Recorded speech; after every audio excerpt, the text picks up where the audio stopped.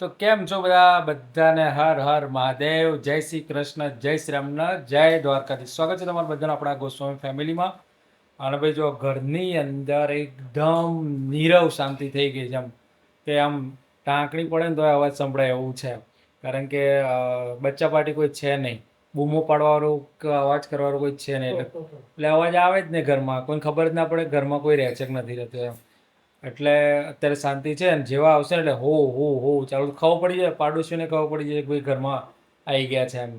અત્યારે બની રહી છે રોટલી માટેનો લોટ બંધાઈ રહ્યો છે, મમ્મી બંધી રહ્યા છે ઘરમાં, ફક્ત હું ને મમ્મી બે જ છે. અહીંયા ચાલુ તો પડે કાંઈ કીધું છે થોડું ચાલજો હવે.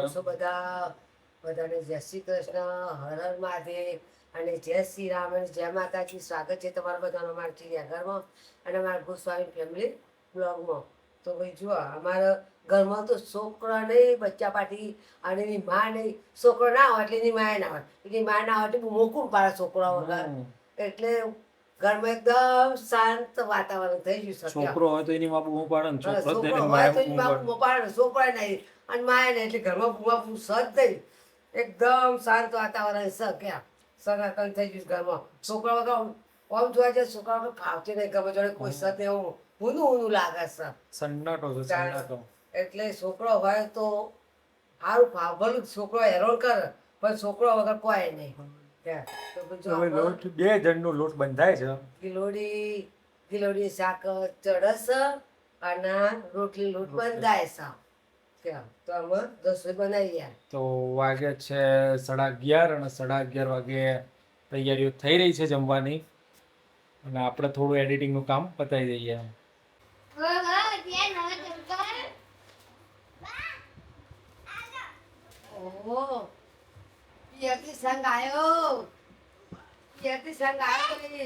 તો ભાઈ પિયરથી બધા વાવાઝોડા ફંટાયા છે ચારે બાજુ વાવાઝોડા ફંટાઈ ગયેલા છે.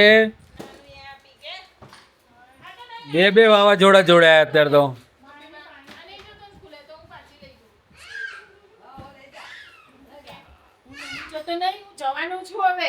અત્યારે શું લાવે બતાવ તો મને. વાવ, બતાવ તો ખરો મને. અને ચંપલ બી લાવ્યો, શું વાત છે. તો જો ભાઈ અથર્વ ચંપલ લાવ્યો છે. વાવ. અને શું છે, બોટલ છે પાણીની એમ. નીસુ જેવી છે. ઓકે, બતાવો તને.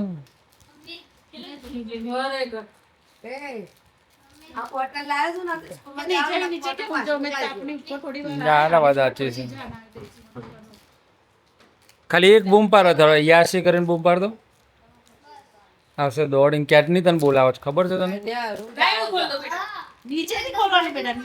કે અથર્વ ક્યારે આવશે? ખાલી અહીંયાથી જ બૂમ પાડજો. હા, એ બાટલીને ચંપલ બતાવશે ને પછી જ જશે.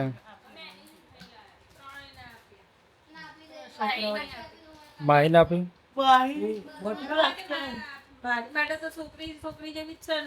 બરાબર છે. બૂમ પાડ દો અથર્વ. યાસી આટલાથી જ પાડ બૂમ. મૂકી દેશે અહીંયાથી જ એ આવે છે જોઈએ. હતું અહીંયાથી જ આવે છે કે નહીં જોઈએ, ખાલી બૂમ તો પાડ.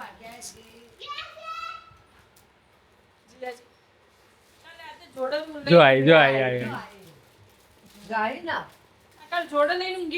એ રે તો કોઈ ના હાલ, એ કોઈ ના હલાવો.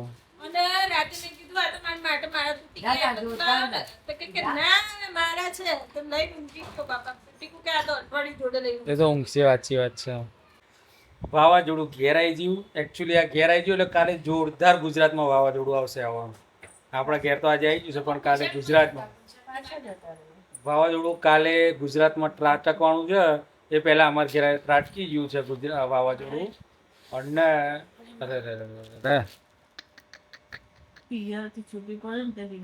બીમાર પડી જાય બિચારી, બોલો. એને પિયર એમ પિયર છે ને એના બિચારીના હદ્યું નહીં એમ. હદ્યું ના કહેવાય ને કે બીમાર થઈને હા નહીં આવે. આજે અહીંયા આવવાનું તું તો time આવ્યો. તું અહીં આવીને 9-10 વાગે પછી બનતું. તું અહીં આવીને બીમાર પડે ને તો બરાબર છે. તું ત્યાંથી જ બીમાર આવી એમ. ત્યાં તો મને કરતા ને વધારે કરતા ને તાવ તો હું અહીંયા આવી પછી ચડ્યું. હા તે હું કહું છું કે જો પીએ તો રૂપાળ શાંતિથી ખાઈ પીને આરામ કરવાનો એટલે હું ઘેરા બંધ થયું ને કેમ થાક્યું ઘેર જશું ને એટલે એ બધું ચાલો, અહીંયા નોકરા કરી આવી કાઢવા. ચાલો, સાચી વાત છે. આ બધું કામ મારે કરવું પડશે એટલે વિચારો કરવા માંડ્યા એટલે બીમાર એ જ ને, આવી જાય. બીમારી આવી જાય. એટલે ઘેર છે ને એટલે આવું થોડું નાટક કરે તો કરવું ના પડે. કરું ના પણ આ બરાબર છે. એટલે આ થોડા પણ ભાઈ જો નાટક એને શું કહેવાય એને ભાઈએ સાડી આપી છે તો ખોલીને તો બતાવી યાર. આ મેણિયમ બતાવી ચો મેર આવશે. આમ ખોલીને આમ બતાવે તો ખબર પડે કેવું છે ને કેવું નહીં એમ.